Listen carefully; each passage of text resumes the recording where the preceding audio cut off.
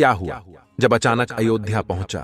सैकड़ों नागों का झुंड, इनका संबंध नागलोक से बताया जा रहा है। आखिर राम मंदिर प्राण प्रतिष्ठा से पहले अचानक इतने सारे चमत्कार क्यों हो रहे हैं? सबसे पहले गिद्धों का झुंड राम मंदिर के आसपास दिखाई दिया, जिसे जटायु के वंशज कहा जा रहा है। लोग इनकी पूजा कर रहे हैं। इसके बाद कुछ भालू अयोध्या में अचानक से देखे गए, जो कि जामवंत का प्रतीक है। लेकिन अब एक ऐसा चमत्कार देखने को मिल रहा है जो अयोध्या के लोगों के लिए ही खतरा साबित हो रहा है। आज की वीडियो में बहुत बड़े रहस्य से पर्दा उठने वाला है। आखिर राम जी का नागों के साथ क्या संबंध है?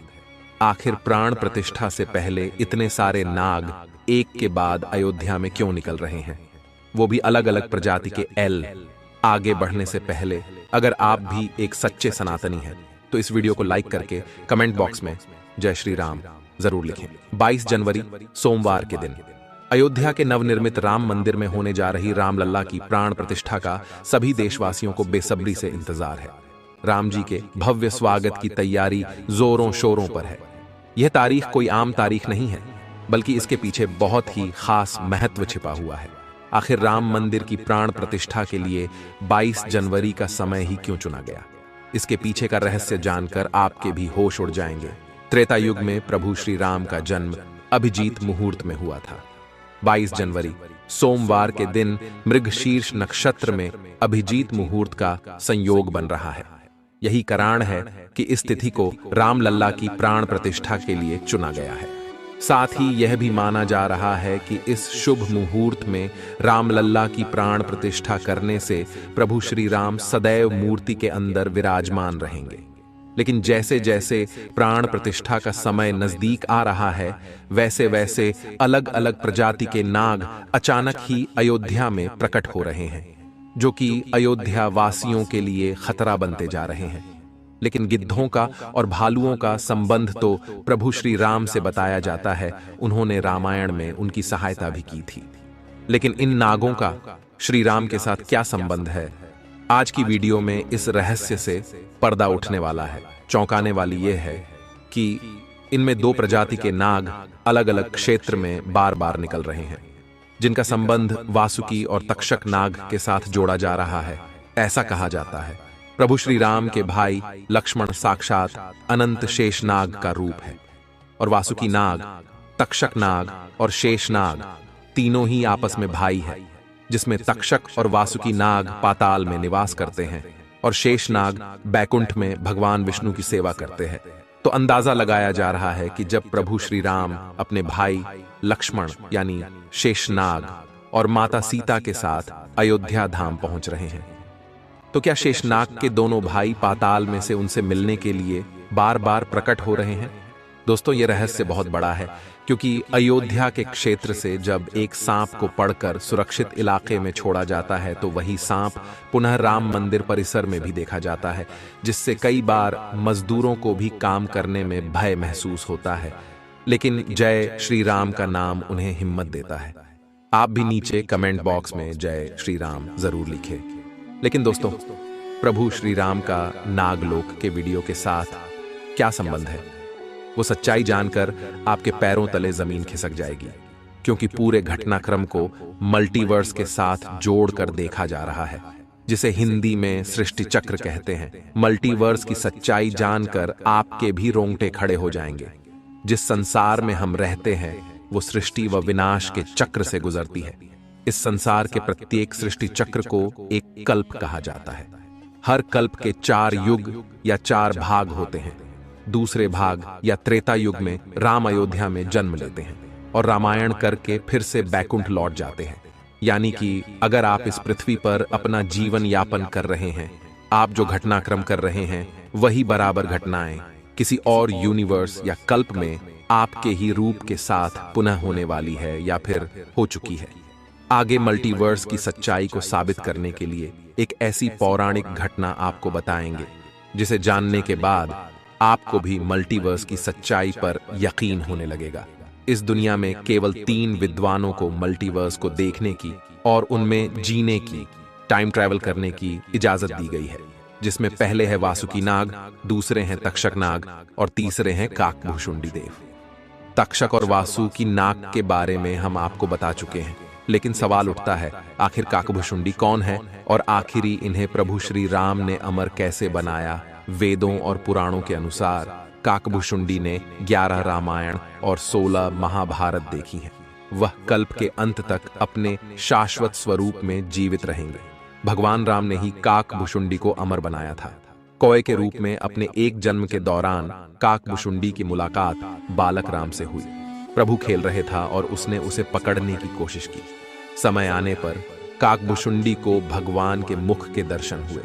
बालक राम के मुख में आकाश गंगाओं और ब्रह्मांड को देखने के बाद काकभुशुंडी ने भगवान राम से दूर उड़ना बंद कर दिया और उनके पास लौट आए। काकभुशुंडी ने भगवान राम को न पहचानने के लिए क्षमा मांगी। भगवान ने उन्हें दिव्य मुस्कान दी और काकभुशुंडी से उनकी इच्छा पूछी। काकभुशुंडी ने कहा कि वह भगवान राम के प्रति अपनी भक्ति हमेशा हमेशा के लिए करना चाहते हैं। काकभुशुंडी के प्रेम और समर्पण से प्रसन्न होकर भगवान राम ने उन्हें आशीर्वाद दिया कि काल काकभुशुंडी को नहीं मार सकता और वह इस कल्प के अंत तक जीवित रहेंगे, जिसके बाद सृष्टि के 27 चक्रों तक जीवित रहे। उन्हें अमरता का वरदान प्राप्त हुआ। वे कौवे के रूप में जीवित रहे क्योंकि उन्हें भगवान राम के निकट रहने का अवसर मिलता। जब भी भगवान राम का जन्म होता है, वह अयोध्या जाते हैं और भगवान राम को एक बच्चे के रूप में बड़े होते और खेलते हुए देखते हैं। यह भी हो सकता है काकभुशुंडी अयोध्या में भी हाल फिलहाल मौजूद हो और राम मंदिर के निर्माण कार्य को अपनी आंखों से देख रहे हो। यानी कि यह तीनों विद्वान अपनी मर्जी से किसी विकल्प यानी यूनिवर्स में जा सकते हैं, टाइम ट्रेवल कर सकते हैं। और अयोध्या में अचानक से नागों का पाया जाना, वो भी राम मंदिर प्राण प्रतिष्ठा से पहले, तो इनका संबंध भी वासुकी और तक्षक नाग से लगाना गलत नहीं होगा। इन नागों के दर्शन मात्र से भक्तों का उद्धार हो जाता है। लेकिन कई लोग होंगे जो अभी भी मल्टीवर्स यानी सृष्टि चक्र को मानने को तैयार नहीं होंगे। लेकिन आगे हमें कैसे कहानी, एक ऐसी सच्ची कहानी आपको बताने जा रहे हैं जिसका संबंध रामायण से जुड़ा है, और इसे जानकर आपको विश्वास हो जाएगा कि मल्टीवर्स वास्तव में होता है। जिस तरह दुनिया में आने वाला हर इंसान की मृत्यु निश्चित होती है, उसी तरह इंसान रूप में जन्म लेने वाले भगवान के अवतारों का भी इस धरती पर एक निश्चित समय है। वो समय समाप्त होने के बाद उन्हें भी अपने प्राण त्याग करके अपने लोक वापस लौटना पड़ रहा था। उसी प्रकार भगवान श्री राम भी इस लोक को छोड़कर वापस विष्णु लोक गए। भगवान श्री राम के मृत्यु में सबसे बड़ी बाधा उनके प्रिय भक्त हनुमान थे, क्योंकि हनुमान के होते हुए यम की इतनी हिम्मत नहीं थी कि वो राम के पास पहुंच चुके।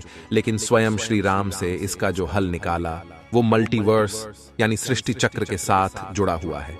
एक दिन राम जान गए कि उनकी मृत्यु का समय हो गया था। वह जानते थे कि जो जन्म लेता है उसे मरना पड़ता है। उन्होंने कहा कि यम को मुझ तक आने दो, मेरे लिए वैकुंठ, मेरे स्वर्गिक धाम जाने का समय आ गया है। लेकिन मृत्यु के देवता यम अयोध्या में प्रवेश करने से डरते थे, क्योंकि उनको राम के परम भक्त और उनके महल के मुख्य प्रहरी हनुमान से भय लगता था। यम के प्रवेश के लिए हनुमान को हटाना जरूरी था। इसलिए राम ने अपनी अंगूठी को महल के फर्श के एक छेद में से गिरा दिया और हनुमान से इसे खोजकर लाने के लिए कहा। हनुमान ने स्वयं का स्वरूप छोटा करते हुए बिल्कुल भंवरे जैसा आकार बना लिया और केवल उस अंगूठी को ढूंढने के लिए छेद में प्रवेश कर गए। वह छेद केवल छेद नहीं था, बल्कि एक सुरंग का रास्ता था जो सांपों के नगर नागलोक तक जाता था। हनुमान नागों के राजा वासुकी से मिले और अपने आने का कारण बताया। वासुकी हनुमान को नागलोक के मध्य में ले गए, जहां अंगूठियों का पहाड़ जैसा ढेर लगा हुआ था। वासुकी ने कहा, यहां आपको राम की अंगूठी अवश्य ही मिल जाएगी। हनुमान सोच में पड़ गए कि वो कैसे उसे ढूंढ पाएंगे, क्योंकि ये तो भूसे में सुई ढूंढने जैसा था। लेकिन सौभाग्य से जो पहली अंगूठी उन्होंने उठाई वो राम की अंगूठी थी। आश्चर्यजनक रूप से दूसरी भी अंगूठी जो उन्होंने उठाई वो भी राम की ही अंगूठी थी। वास्तव में वो सारी अंगूठी जो उस ढेर में थीं, सब एक ही जैसी थी। इसका क्या मतलब है? वह सोच में पड़ गए। वासुकी नागबाले, जिस संसार में हम रहते हैं वो शुरू भी होता है और प्रलय के साथ उसका अंत भी हो जाता है।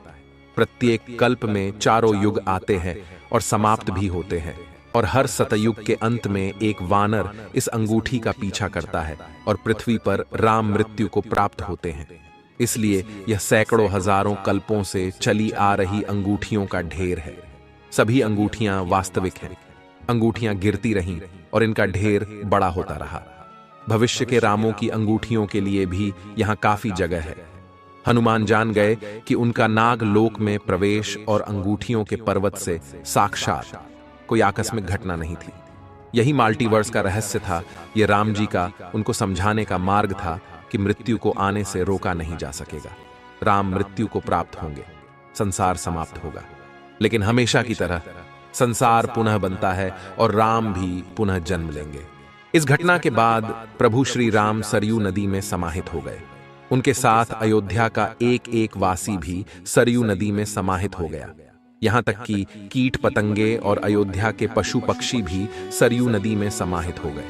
ऐसा कहा जाता है अयोध्या में जितने भी रहिवासी रह रहे थे वह सभी देवी देवताओं के ही अंश थे, जो प्रभु श्री राम की लीला को अपनी आंखों से देखने के लिए अयोध्या में रहवासियों की तरह रह रहे थे। जब रामायण काल पूरा हुआ तो वह भी प्रभु श्री राम के साथ अपने अपने धाम लौट गए। मात्र अयोध्या का भूभाग ही बच गया और वर्षों तक यह भूमि यूं ही पड़ी रही।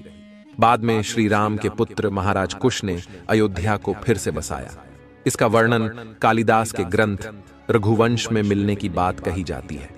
रामायण के अनुसार कुश ने ही सर्वप्रथम पत्थरों के खंभों वाले मंदिर का अपने पिता श्री राम की पूज्य जन्मभूमि पर निर्माण करवाया। वहीं जैन परंपराओं के मुताबिक अयोध्या को ऋषभदेव ने फिर से बसाया था। भविष्य पुराण के अनुसार उज्जैन के महाराज विक्रमादित्य ने ईसा पूर्व में एक बार फिर से दूसरी बार उजड़ चुकी अयोध्या का निर्माण करवाया। धार्मिक ग्रंथों के अनुसार उन्होंने अयोध्या में सरयू नदी के लक्ष्मण घाट को आधार बनाकर 360 मंदिरों का निर्माण करवाया था। वे भगवान विष्णु के परम भक्त थे और इसीलिए उन्होंने ही श्री राम जन्मभूमि पर एक भव्य मंदिर का निर्माण करवाया था। हिंदू पक्ष का दावा रहा है कि बाबर से पहले भी 1833 में मुस्लिम आक्रमणकारी सालार मसूद ने जन्मभूमि मंदिर को ध्वस्त कर दिया था। अयोध्या में राम जन्मभूमि मंदिर पर विवाद की कहानी की 1528 से शुरू हुई। हिंदुओं का दावा रहा है कि मुगल आक्रमणकारी बाबर ने उस पवित्र जगह को तोड़कर उस पर मस्जिद का निर्माण करवा दिया। अयोध्या राम जन्मभूमि। बाबरी मस्जिद विवाद पर अपना ऐतिहासिक फैसला देते समय सुप्रीम कोर्ट ने उन सिख ग्रंथों को भी अहम सबूत माना है, जिसके मुताबिक सिख धर्म के संस्थापक गुरु नानक देव जी आक्रमणकारी बाबर के भारत आने से पहले ही भगवान राम की जन्मभूमि के दर्शन के लिए अयोध्या पहुंचे थे। गुरु नानक देव जी 1510 से 1511 के बीच अयोध्या आए थे, जबकि बाबरी मस्जिद 1528 में बनाई गई थी। इतिहासकारों के अनुसार वहां पर बाबर के कहने पर उसके एक सूबेदार ने मस्जिद का निर्माण करवाया था। 23 दिसंबर 1939 को राम जन्मभूमि मंदिर के इतिहास में एक बार से जबरदस्त मोड़ आ गया। उस दिन रामलल्ला की प्रतिमा मस्जिद के अंदर अचानक से विराजमान पाई गई। ये विवाद इतना बढ़ा कि आखिरकार तत्कालीन सरकार उस ढांचे को विवादित मानकर उस पर ताला लगवा देना पड़ा। ढांचे के अंदर नमाज रुक गई, लेकिन बाहर राम चबूतरे और परिसर के बाकी हिस्सों में पूजा अर्चना निरंतर चलती रही। 6 दिसंबर 1992 को अयोध्या में राम जन्मभूमि आंदोलन से जुड़े लाखों कार सेवक जुटे थे। उन्होंने ही उस विवादित ढांचे को ध्वस्त कर दिया। भगवान राम लल्ला ढांचे से निकलकर अस्थाई टेंट में आ गए। यानी कि राम मंदिर का इतिहास बहुत बड़ा है। कई लोगों के संघर्ष की कहानी है और कई कार सेवकों के बलिदान का प्रतीक है। भले ही हम इस संघर्ष में भाग नहीं ले सके, लेकिन यह हमारा सौभाग्य है कि हम राम मंदिर को बनता हुआ अपनी आंखों से देख रहे हैं। अगर आज की यह खास वीडियो आपको पसंद आई है तो सच्चे सनातनी इस वीडियो को लाइक करके हमारे चैनल को सब्सक्राइब जरूर करें। हर हर महादेव।